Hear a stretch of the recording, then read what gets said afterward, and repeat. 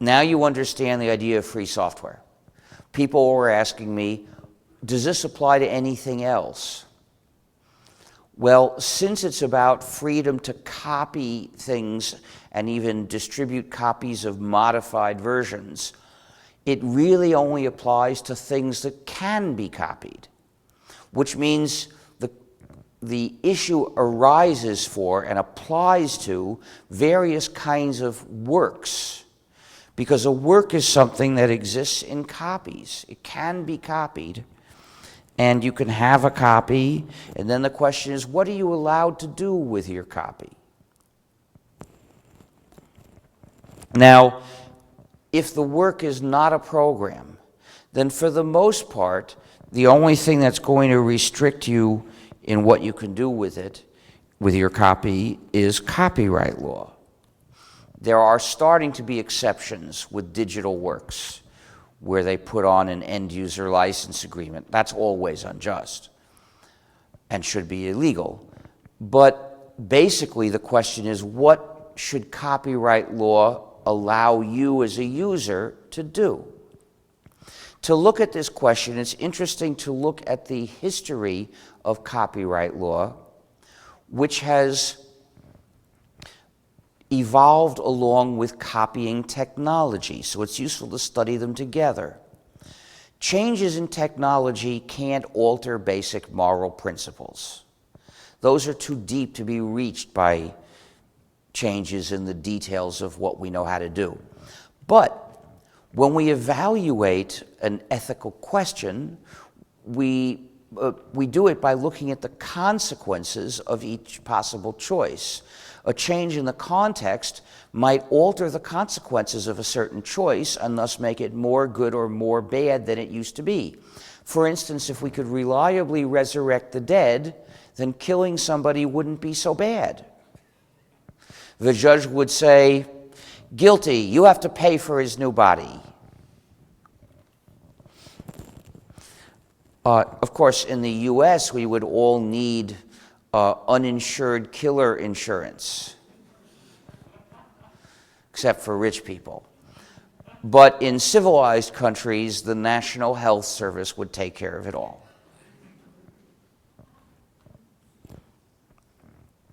So let's look at the history of copying technology and copyright law. Copying began in the ancient world. It was done by reading a copy and writing another.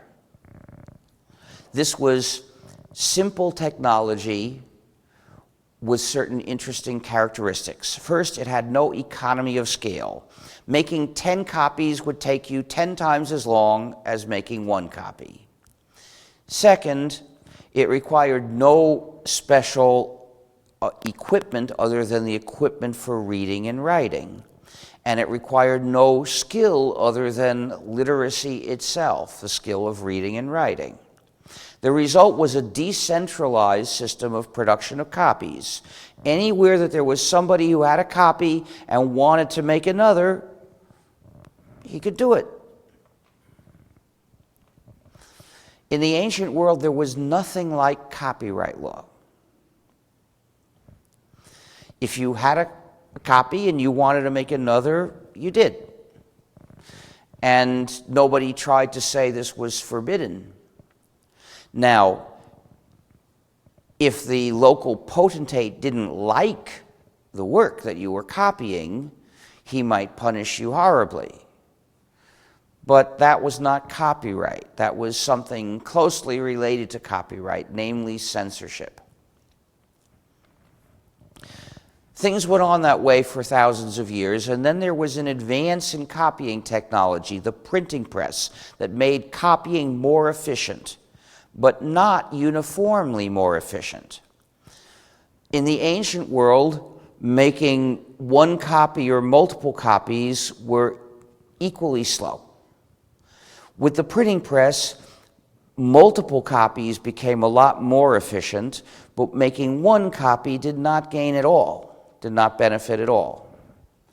And the reason is the printing press has an economy of scale. It takes a lot of time to set the type. Then, making each copy is much faster than writing one. But setting the type was slower than writing a copy. So if you just wanted to make one copy, the fastest way was to write it by hand.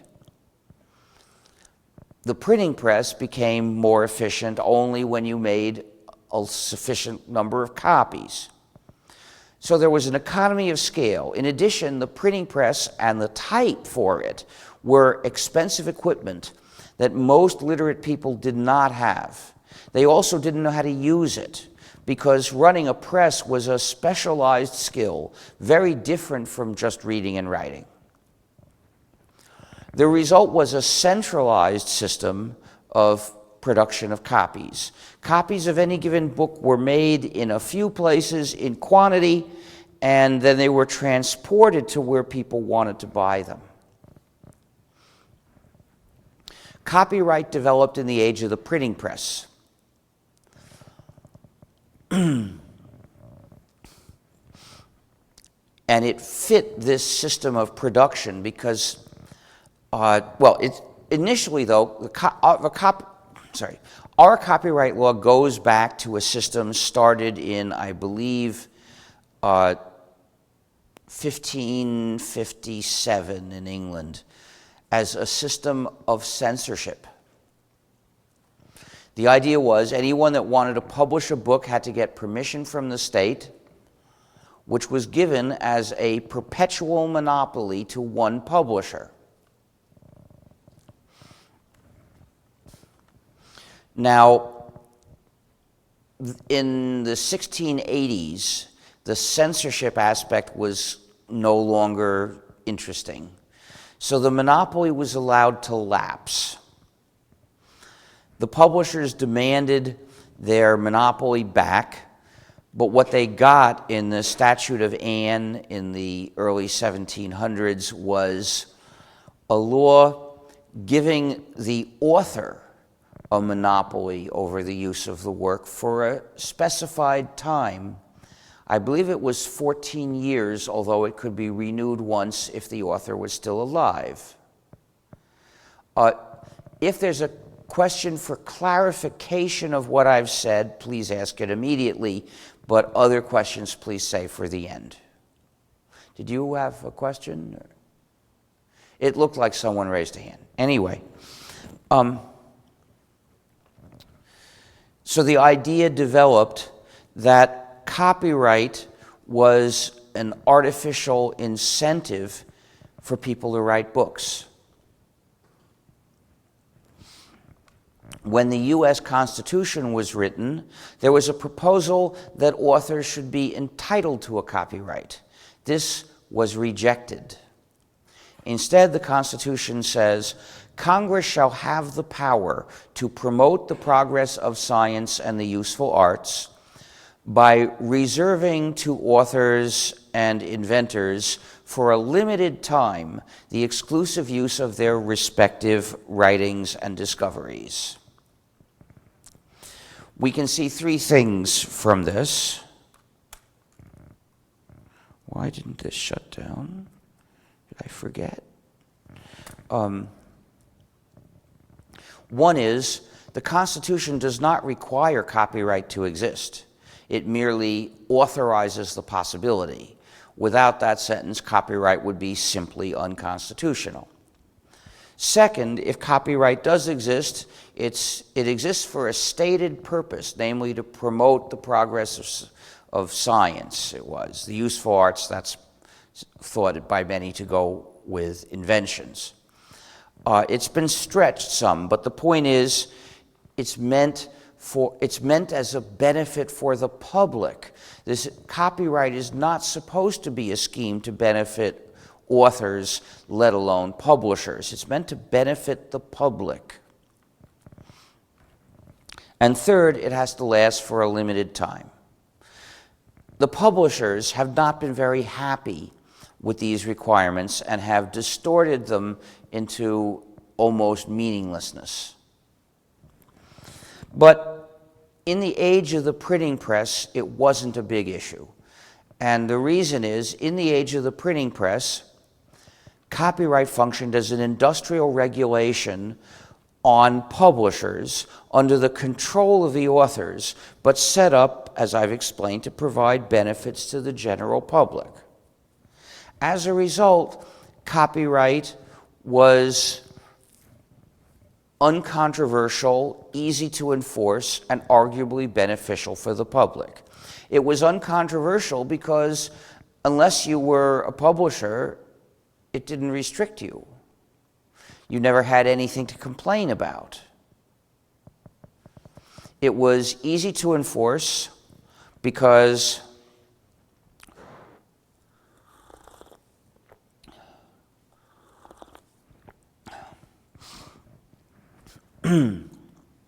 because it only had to be enforced against publishers. And it's easy to see who's publishing a book. You go to a bookstore and you see a copy, and if it doesn't say, you ask. So enforcing copyright in the age of the printing press didn't require invading everybody's home, everybody's computer, and everybody's internet connection. And it was arguably beneficial for the public. Copyright in the US is considered a trade. The usual word is bargain, but it's used in the sense of a trade, a deal between the public and the authors. The idea is the public trades away its natural right to copy anything, which it didn't know how to use, so it didn't lose much by making this trade. And in exchange got the benefit of more works, which is of a benefit to the public, both because people can enjoy the works and because it means more conversation about important issues. And if we were still back in the age of the printing press, I don't think I'd be criticizing copyright law. But the age of the printing press is gradually giving way to the age of the computer networks, another advance in copying technology, which again makes copying more efficient, and again in a non-uniform way. In the age of the printing press, we had this situation: one-off copying just as slow as in the ancient world, and mass production copying more and more efficient. Well, with digital technology, we get a situation like this. Both of them have benefited, but one-off benefits more. So we get a situation more like the ancient world, where the difference in efficiency between mass production and one-off copying is not so much anymore. There's still some difference. For instance, mass-produced CDs are cheaper than one-off CDs, and they're more robust. But one-off CDs are cheap enough that hundreds of millions of people around the world can make them whenever they wish. The result is to completely transform the effect of copyright law. Even if the words were the same, the consequences would be different, because now they want to enforce copyright against all the users, the readers. So copyright is no longer an industrial regulation imposed on publishers under the control of the authors, set up to benefit the general public. Now it's a restriction on the general public, mainly controlled by the publishers in the name of the authors, which means that its ethical justification is gone. It has become a system of oppression. It's no longer uncontroversial. The users of the works resent it tremendously. It is no longer easy to enforce, because now it has to be enforced by invading everybody's home, computer, and internet connection. And it's no longer beneficial because the freedom that was traded away on our behalf, but we didn't miss it because we couldn't exercise it, has now become possible for us to exercise. We can copy unless somebody stops us. Digital technology is useful because it facilitates copying, manipulating, and transmitting information. The publishers don't want us to get the benefit of digital technology. They want to take it away from us.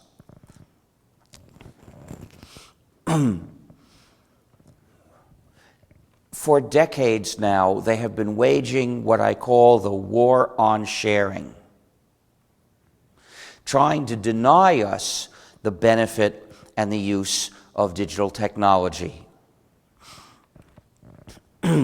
They started with propaganda. They started calling people who share pirates, a term that previously had been applied by authors to publishers that weren't authorized.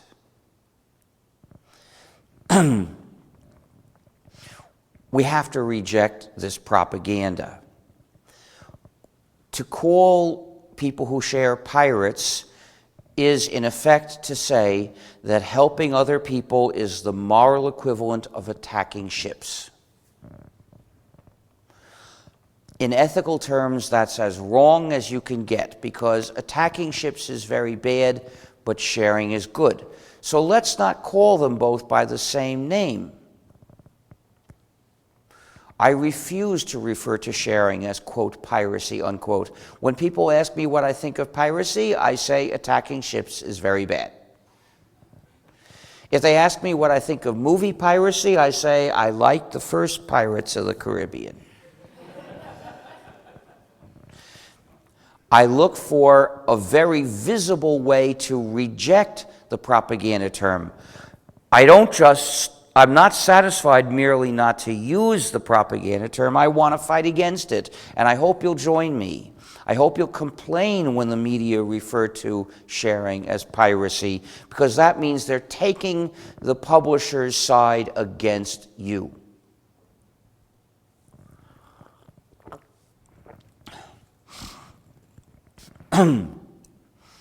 But if they had limited themselves to stating their views, it wouldn't be a war. They have a right to state their views, even if those views are disgusting.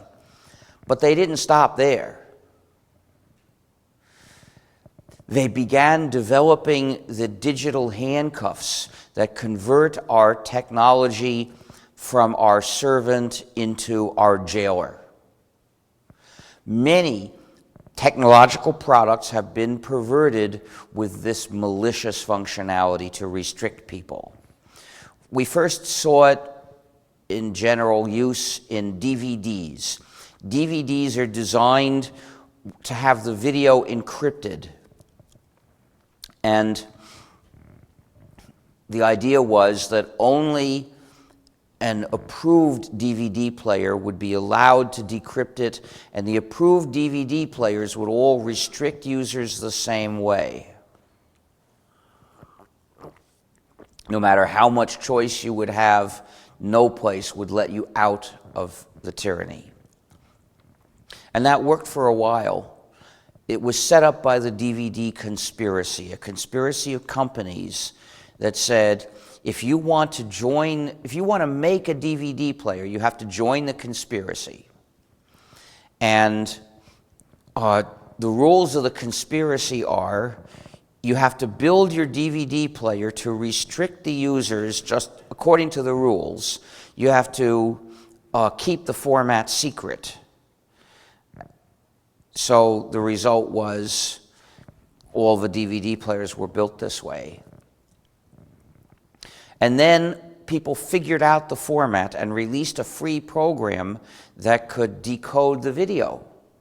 For the first time, it was possible to buy a DVD and watch it with free software. In other words, there was an ethical way to watch a DVD.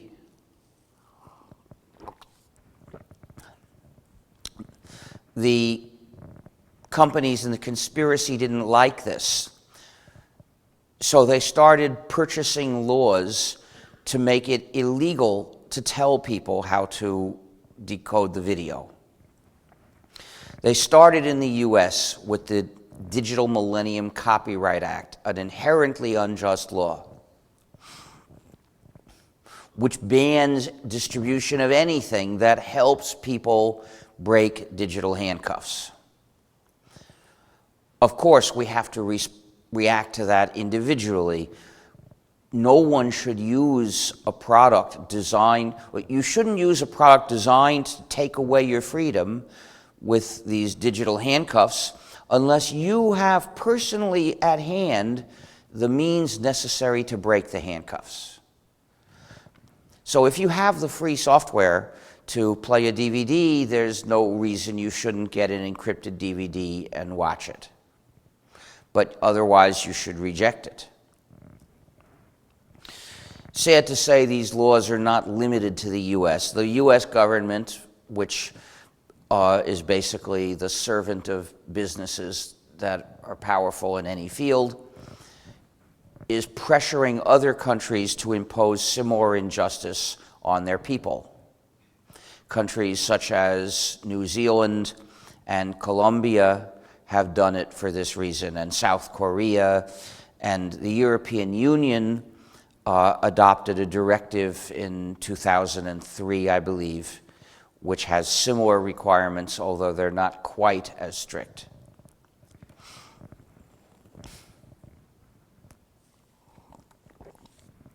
Despite these laws, it's easy to get that software. So the movie companies developed a different scheme for restricting the user called AACS. And that is what's found in Blu-ray discs. I looked at the rules of the the AACS conspiracy once. As of a certain year, I think it was 2011, it was going to be forbidden to make analog video outputs, because that was thought of as, that was considered as something that would give people an opportunity to make a copy, an analog copy. They say that they're trying to plug the analog hole. Let me show you a couple of analog holes. Here's one and here's another that they want to plug.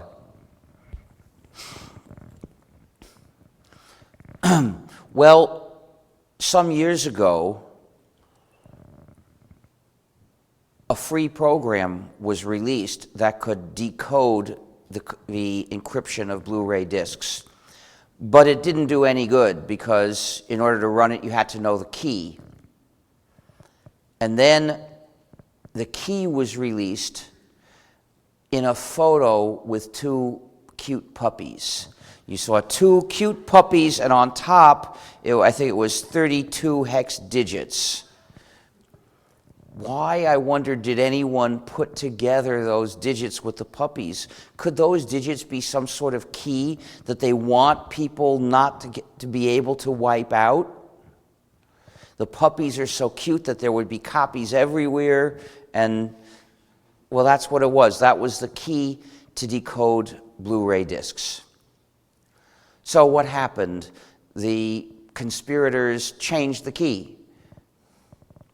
There have been various different keys for Blu-ray discs, and each key, some keys have leaked, some have not.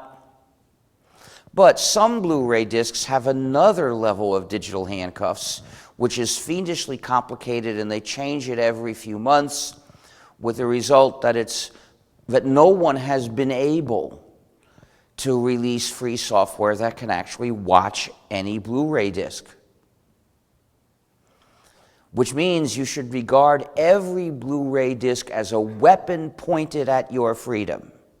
That's enemy action.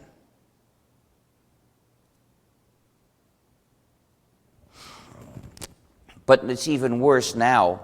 You see, they're going to internet distribution, streaming, and that means that, A, you never have a copy at all. You can't make a copy, and they can change the DRM system in 5 minutes. It would do little good to figure out the DRM scheme that Netflix is using, because even if people published a free program to communicate with Netflix, Netflix would just change the encryption scheme. And it's based on malicious hardware that PCs have had for a number of years, where the processor is designed to encrypt video signals that are going to the monitor. This is so that software can't possibly fix the problem. And there's more malicious functionality treacherous computing functionality. They call it trusted computing, we call it treacherous. What this means is that Netflix can remotely tell what software the user is running. That's called remote attestation, and it's a danger that we can't tolerate. It only works with Windows. If you're running the gnu+linux system, they can't tell what program you're running, and so Netflix just won't talk to you for high definition. So no one sees how technologically to defeat what Netflix is doing. It has perverted our technology down to the lowest levels. And I don't know how we'll ever get rid of it, but we can exclude it from our own lives. A friend, well, an ex, who I used to sometimes watch movies with, asked me to watch something with her using Netflix. I said, Netflix is so evil, I'm not willing to promote it in that way. It's not just that it's nasty, but that it's a threat we don't know a way to defeat. DVDs were not such a dangerous threat because we defeated them technically. We could afford not to worry so much about it. So I would agree to watch movies through her computer with DVDs. I didn't have the free software. I knew that it was illegal to enter France with that software, or at least I had been told so, and since I go there from time to time, I decided I'll just not have that software. I don't need to watch Hollywood movies anyway. I don't need to watch them because most of them are crap. In fact, I recommend an almost boycott of Hollywood. I don't recommend a total boycott of Hollywood because occasionally something good comes out of it. Instead, I recommend this almost boycott. Never plan to pay to see a movie unless you have some reason to believe it might be good.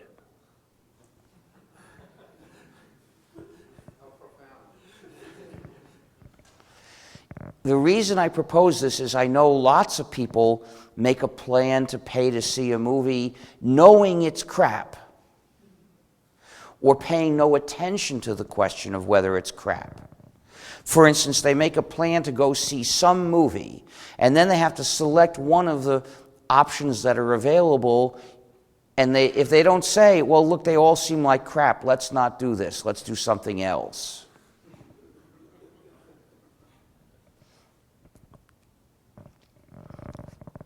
If the movies are crap, why not stay home and play charades? Or some other game, or read Shakespeare together.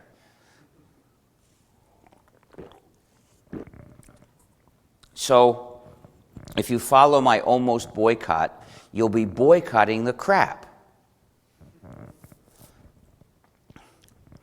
Which is almost equivalent to a total boycott of Hollywood, but not 100% equivalent.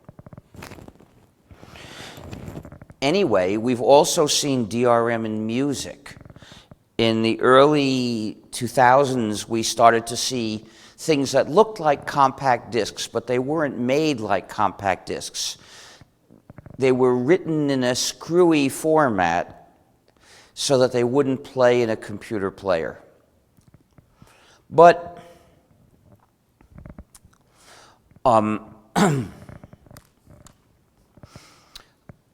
so people had to make lists of these to avoid buying them. In some European countries, they couldn't use the compact disc logo because they weren't written according to the spec. So they had to say something else like copy control. This disc can be played on Windows and Macintosh systems. Sony had a clever idea for how to make corrupt discs. Instead of writing the track in a strange, screwy way, they wrote the tracks normally, but they put on the disk something that would be seen by a computer as a program to run. And it would run automatically. And it would change the system so as to block the user's use of the data on the disk and restrict the user as Sony wished. And then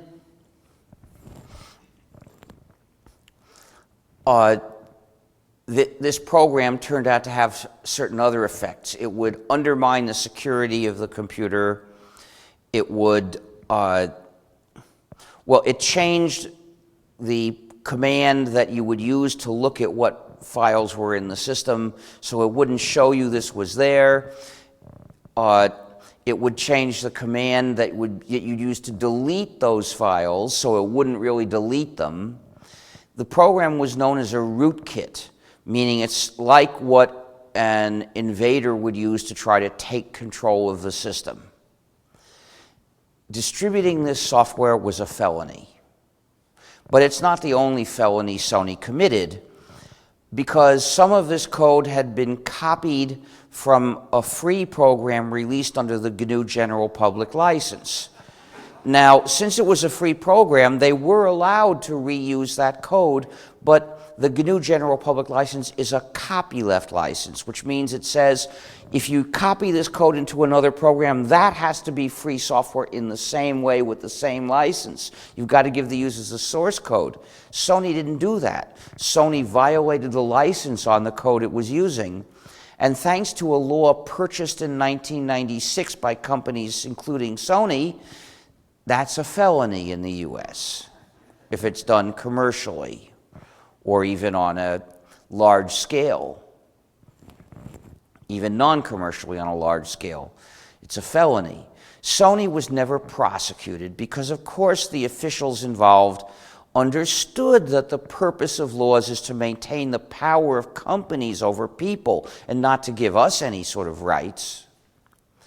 But people sued Sony for this. Sony was able to settle the suit by promising that in the future, when it tried to restrict people's use of published works, it wouldn't do these other nasty things.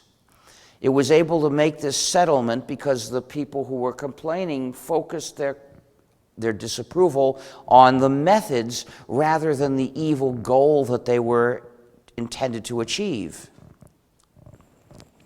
But Sony has learned its lesson, because nowadays the rootkit is built into the machine before it's sold, and it's supposed to be impossible to remove, and it's AACS. In fact, in the Sony PlayStation 3, initially it said there was a feature on top of the basic firmware. The user could install gnu+linux or anything else. And then somebody figured out a way to, by installing other software, to defeat some of the DRM to restrict what could be done with Blu-ray discs, for instance. So Sony decided to eliminate this feature retroactively. Sony offered users a firmware upgrade saying, if you install this firmware upgrade, you'll no longer be able to run another system on this machine.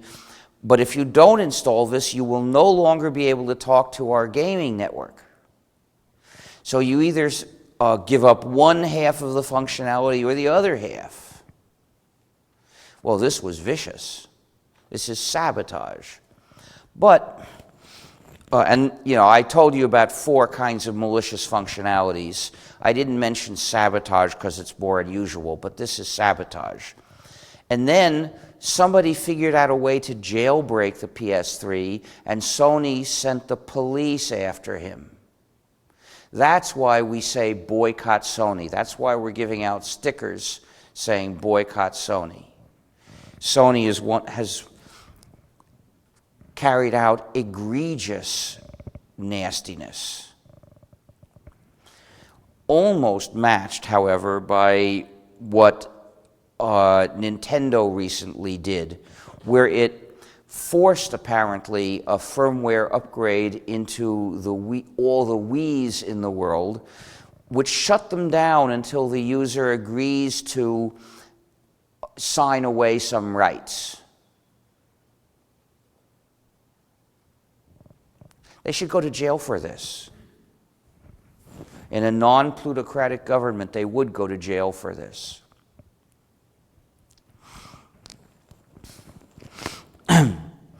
So, we see extremely nasty behavior popping up a level in the field of music. But in 2007 or so, Apple started selling music on the net without DRM. And other sellers mostly got rid of the DRM. They stopped making corrupt discs. And it looked like we had defeated DRM in the music field, but no, it's coming back in streaming services such as Spotify. But the other streaming services are just as bad. They're using DRM.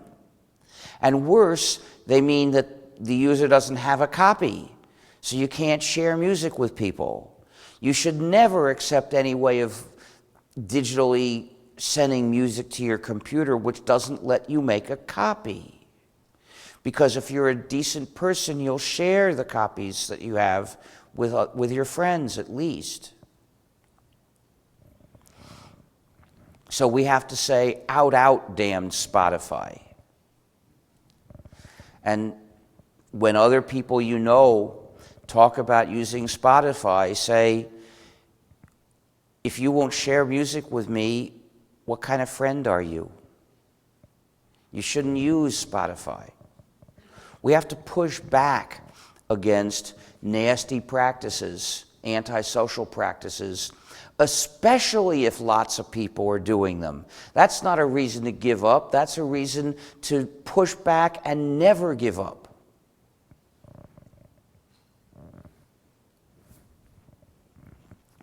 Fortunately, there's plenty of beautiful music that's available outside of those things. And then there's the area of books. I told you about the injustice of the Amazon swindle. The other commercial ebook readers are more or less the same. They also spy on their users, restrict their users, and generally mistreat their users. I don't know whether they have backdoors.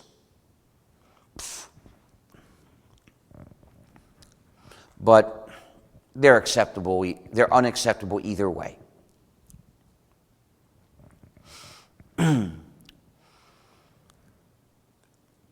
So, DRM is typically imposed by a conspiracy of companies because it requires some technology companies and some publishers and a distribution company. It's unusual for one company to be in a position to impose such DRM. And how do I know about these conspiracies? Because they're not secret, they have websites. They boast about how they're working together to attack our freedom. They know that our government is on their side against us. So we have to organize together to fight against them. Please visit defectivebydesign.org and sign up for our campaigns against DRM. Defectivebydesign.org, because that's what DRM really means. Those products are designed not to work right. But they didn't stop with DRM. They didn't stop with prohibiting us from fixing the intentional misfunctions of those products. They then began trying to attack individuals for sharing. They started suing people teenagers for hundreds of thousands of dollars for sharing.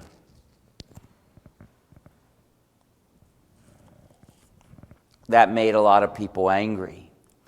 So then they decided to do things like punish people with disconnection from the internet if they share. Such laws have been imposed in France, in England, in New Zealand. The U.S. is trying to push them on other countries, such as Colombia, South Korea, New Zealand, and others. But interestingly, you can see how unscrupulous they are, because they don't want to have to convict people of a crime before punishing them. They want to impose punishment on mere accusation of sharing, to abolish the basic principle of justice: no punishment without a fair trial.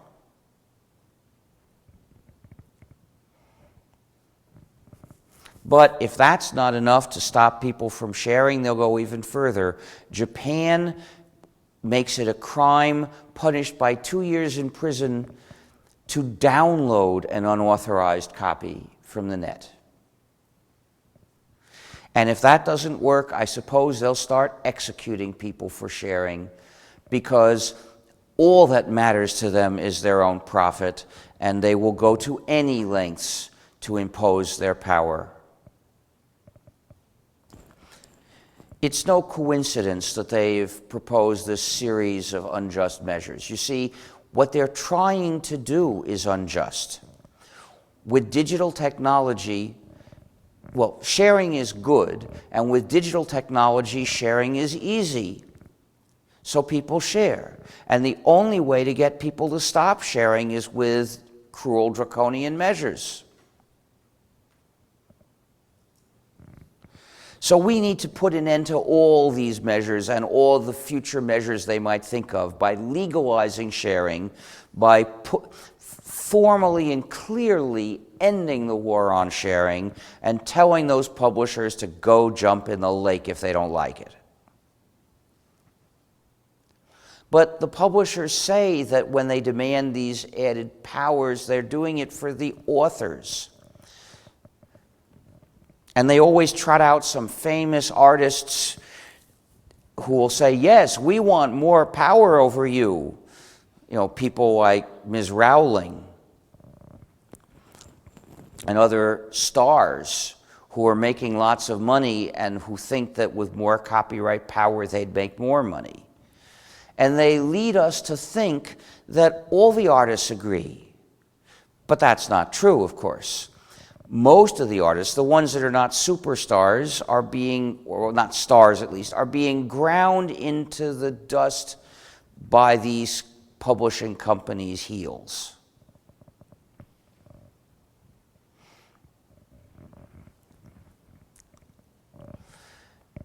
So we shouldn't listen to that either. Anyway, I've described what non-democratic governments are doing to copyright power.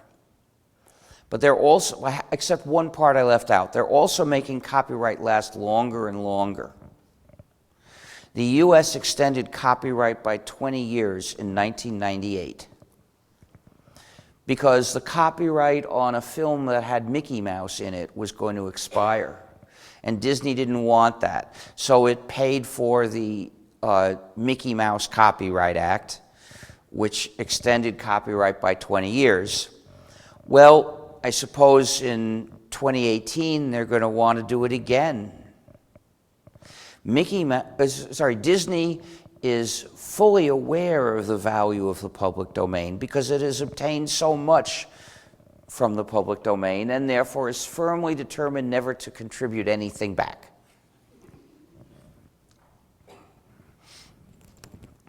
What should a democratic government do in the area of copyright? It should reduce copyright power to the point where it is bearable. First of all, there's a dimension of time. Copyright should last a much shorter period of time. I propose 10 years starting from the date of publication. This ought to be enough because nearly all books that are published become out of print in less than 3 years. 10 years is more than 3 times as long, so it's plenty of slack. It's got to be enough. But not everybody agrees with this. I proposed the same proposals I'm making today, more or less, in a panel discussion with fiction writers. An award-winning writer said, 10 years, that's intolerable, nothing more than 5. And this is how I found out that we are being misled by the publishers and the stars who want us to think that more copyright power benefits all artists. Well, it doesn't. And this guy knew it. He had a legal dispute with his publisher. You see, the contract said that if his book went out of print, the rights would revert to him. It looked like his book was out of print. His fans reported they couldn't get copies from the publisher. So he wanted to distribute copies, but the publisher used the copyright on his book to stop him from doing so. The publisher refused to acknowledge that the book was out of print. So he had learned that more than 5 years of copyright were unlikely to do him any good, but could definitely do him harm. He was not a star, even though he'd won a prize. By the way, I read the book, and it was very nice.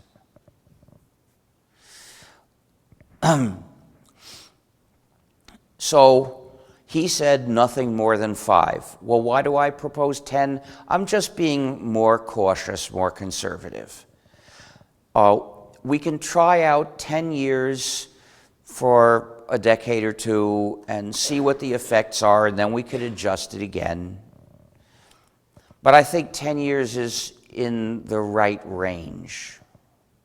I only propose it as a rough estimate. I'm not saying 10 years is exactly the optimal period. But the most important issue is, what about the breadth of copyright? Which activities should copyright cover, and which activities should copyright allow people to do? For this, I distinguish 3 different categories of works. First, there are the functional, practical works, the works whose purpose is to do a job of some kind. The idea is that you'll use them to do some activity. Then there are the works that present somebody's thoughts or experiences, works of testimony or opinion. And then there are the works of art, whose contribution to society is in the impact they make on the mind of somebody who is appreciating the work. These are 3 different issues. The practical works have to be free, because freedom is having control of your life, and if you use a work to do an activity in your life, you need control over the work. These works have to be under the control of their users, and that requires the 4 freedoms. What are the practical works? Software, of course. Recipes are practical works. And you'll notice that in practice, cooks use recipes acting as if they had the 4 freedoms, even though officially they don't really. But they all act as if they did. Imagine if there were a crackdown. Imagine if the government told cooks, starting today, if you copy or change a recipe, we'll call you a recipe pirate and we'll put you in prison. Imagine how angry cooks would be.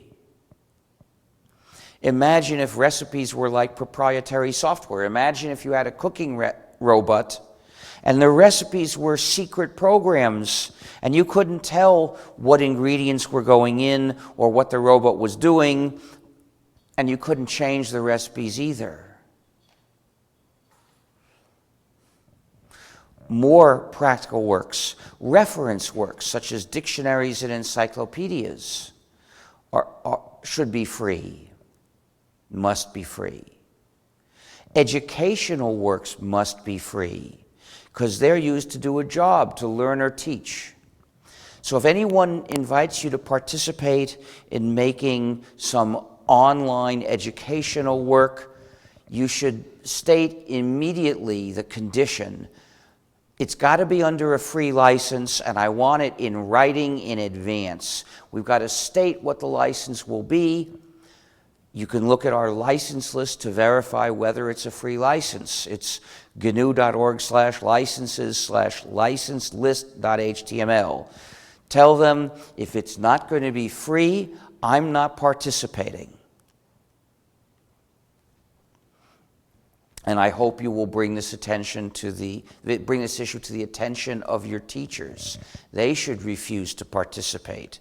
Please look for every opportunity to spread the word about this, and look at stallman.org/articles/onlineeducation.html. Then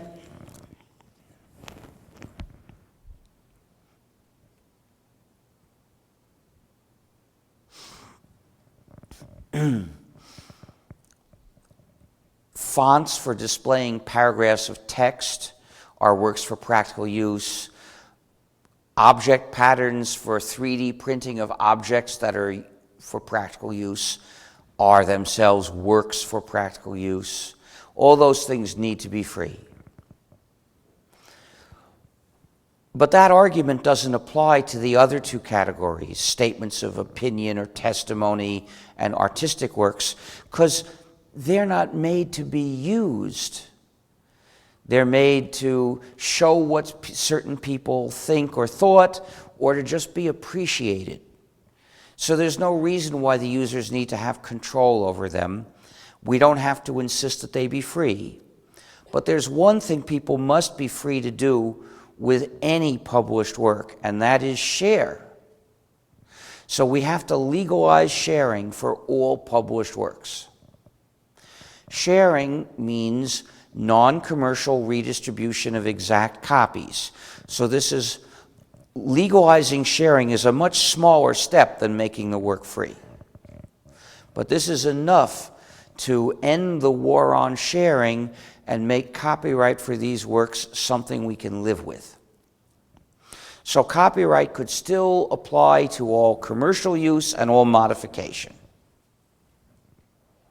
However, after 10 years, the work would go into the public domain, and then people could do whatever they wanted. We might have some requirements that continue longer regarding works of opinion and testimony, like maybe saying where to find the original or something like that. I'm not sure. There are various different proposals one could make. Now, once we legalize sharing, we've got to make sure that the publishers can't cancel out the legalization. There are various ways they do that. They do it with DRM and with end-user license agreements. So we need to prohibit DRM, and we need to say that end-user license agreements that deny users the rights they would have under copyright are legally void.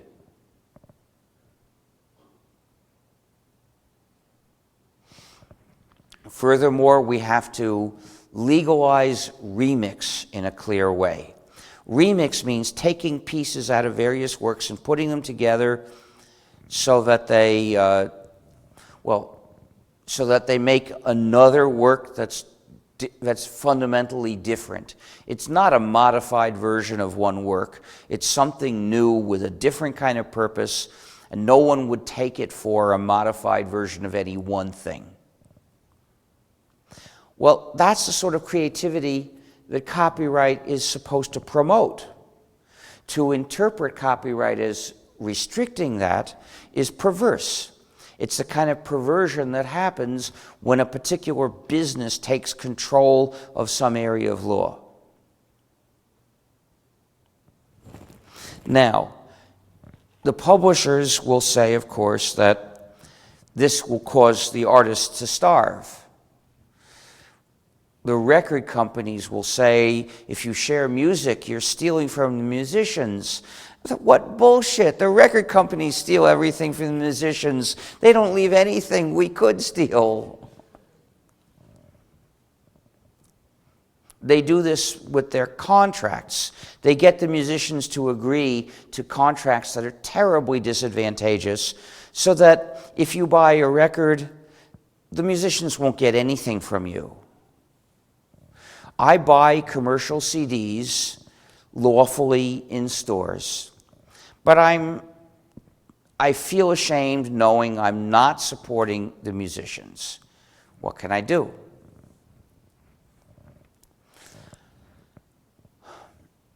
So we shouldn't believe this argument for maintaining the existing system, but if we want to have art, we need to support artists.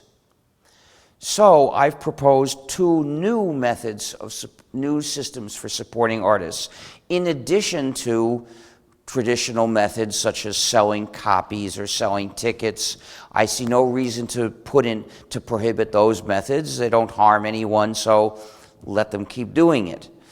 But to support artists better, I propose these two possible additional ways of supporting artists. One method works through the state. The idea is that the state would use some tax money to support artists. Now, it could come out of the general budget, it could be a special tax on internet connectivity, but one way or another, the state will have a certain amount of money to divide among artists.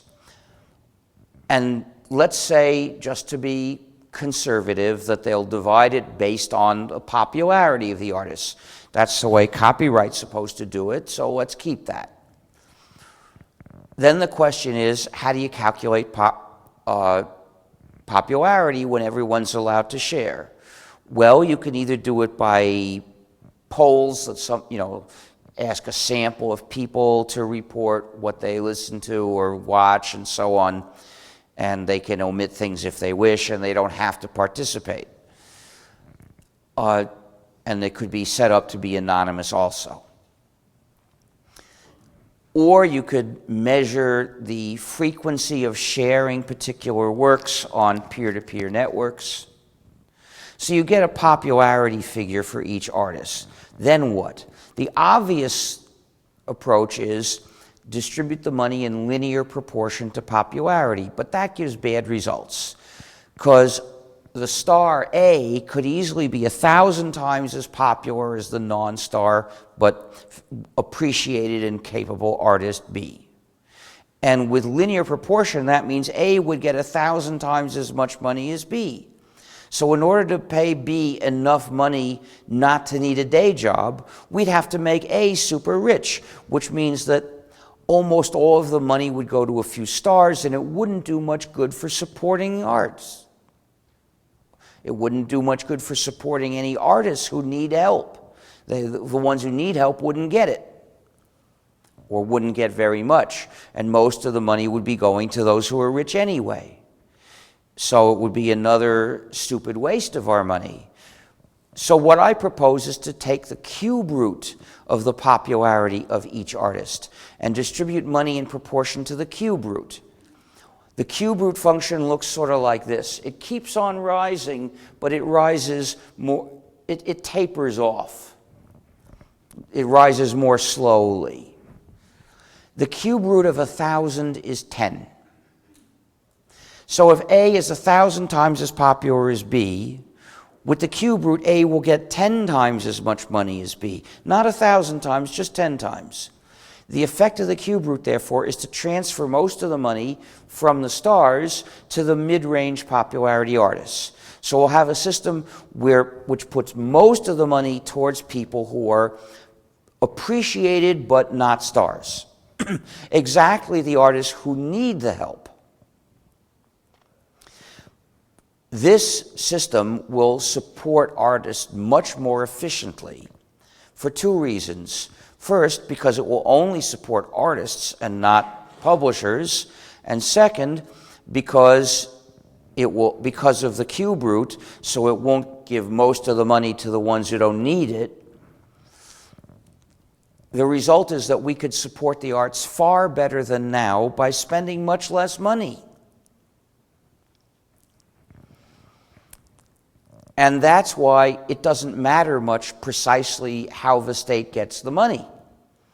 Because we'll be saving so much money, why should we complain about little details like that? Now, some people say, oh, but I'm not using the internet to download art. I'm doing some kind of computation. So what? It's part of living in a society with a government that does things, that you benefit from some government activities more than others and some less than others. You know, the government's got to build roads, and if you just walk around on the sidewalk, you're not getting much direct benefit from the roads, and somebody else doesn't listen to music and may feel cheated because the state provides some money to support musicians, and someone else doesn't read and appreciates supporting the musicians but hates the fact that authors are getting some. I mean, it's silly to quibble about those things. Some of these things are worth supporting, so let's support them and don't worry about whether you get more or less than your money's worth out of the taxes that go to each possible use. But I have another method to propose, which is based on voluntary payments. Suppose each player has a button you can push to send a certain sum of money to the artists. And you can push it if you like, or not. And if you don't push it, nobody punishes you. But if you do push it, you'll feel good. Now, how much money should it send? There's probably some optimal amount that an economist could figure out. It shouldn't be too little, because then even if lots of people push the button, it'll add up to a small amount. But it shouldn't be too much either, because then people will start hesitating to send it. I'm thinking that in the U.S., I used to suggest $1 in the U.S., back before plutocracy started impoverishing most Americans. Now I would suggest maybe a quarter. But an economist could work out what amount is really likely to support artists the most. Now,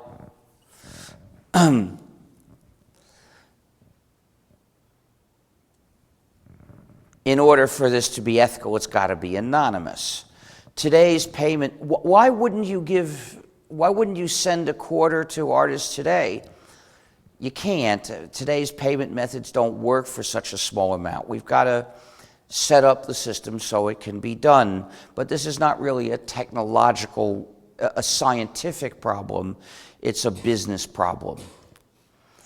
If you pass some musicians on the street, you'll probably give them some coins, because you got coins for other reasons. I hope you aren't paying very much with your credit cards, because that means you're being tracked. Pay cash as much as you possibly can to resist Big Brother. But the point is, you got coins anyway, so it's easy to give them to the musicians when you pass them. On the internet, it's not so easy. We have to make it easy. In fact, artists are being supported by voluntary payments. Oh, I can't remember her name. There's a Canadian singer. What? I'm sorry. She decided some years ago to put her music on a website and invite people to download it and pay whatever they wish. Her name has slipped my mind. I think she had a song, "Everything Reminds Me of My Dog." Anyway, it worked for her. She got more money per download than the internet music stores would pay her. A couple of years ago, several prominent science fiction writers published the Humble ebook bundle, and they said pay if you download and pay if you wish. They got $1 million in a month.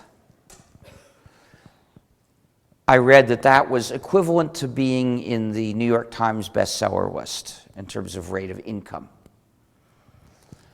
So obviously it works. Crowdfunding is working better and better also. Unfortunately, the crowdfunding sites today require you to run non-free software. It's a JavaScript program in the page, so you shouldn't give through them unless they fix that. But nonetheless, the fact that they're working shows that crowdfunding works. If it were done without non-free software, it wouldn't work any less.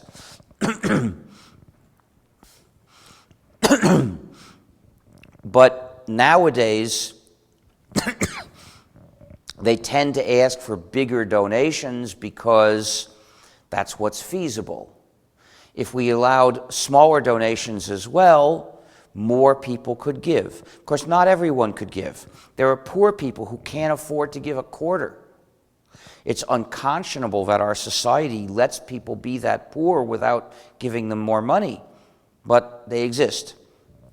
Well, they won't give, and that's okay. We don't need to squeeze money out of poor people to support artists. There are enough non-poor people who will be glad to support artists. And if not enough people give, if we would like more people to give, we can instead of the nasty propaganda of the publishers of the war on sharing saying you're a pirate and we'll put you in jail if you share, instead we can have friendly public service announcements saying, did you give anything to some artists today? Push the button. You'll be amazed how good you feel.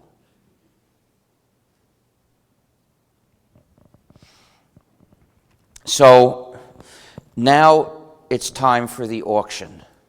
This is an adorable GNU that needs a home. So I'm going to auction it for the benefit of the Free Software Foundation.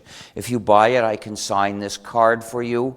If you have a penguin at home, you need to get a GNU for your penguin. Because as we all know, a penguin can't hardly function without a GNU. We can accept payment in cash or with a check or with a credit card if it can make phone purchases. And likewise, a debit card if it can make phone purchases, because I don't have a machine here to do anything with. And we can also accept payment in Bitcoin if you have something here to make the payment with in front of me. When you bid, please wave your arm and shout the amount because you want me to notice you.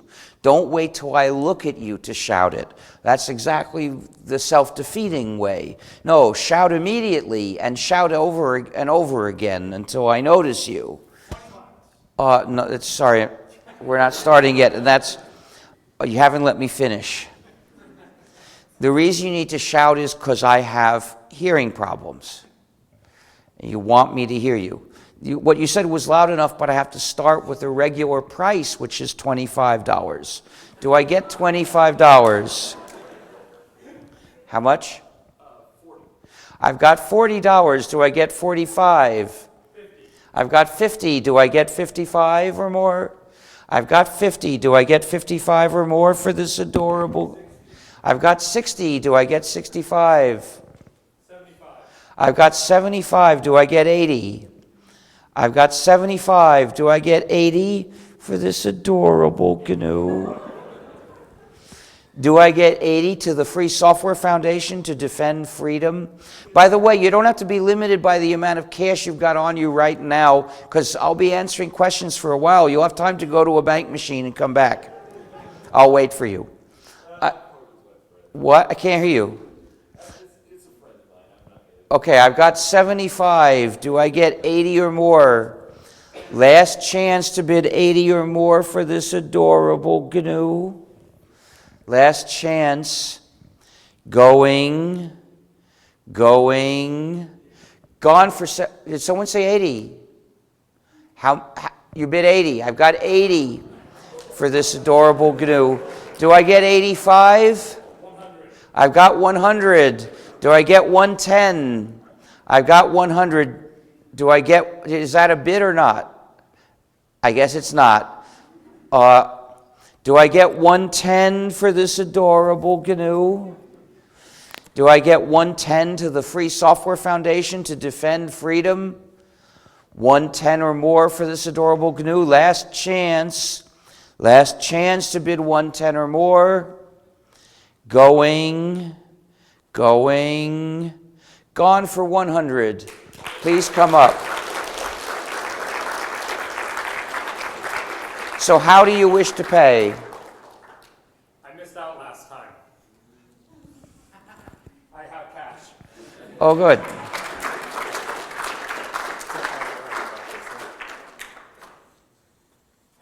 I would like to donate an additional $20 Oh, thank you. in recognition. Sorry, 49. Oh, yeah, because I was just noticing you'd given me too much. Oh, I would never. Well, thanks. So I'll sign it after the questions.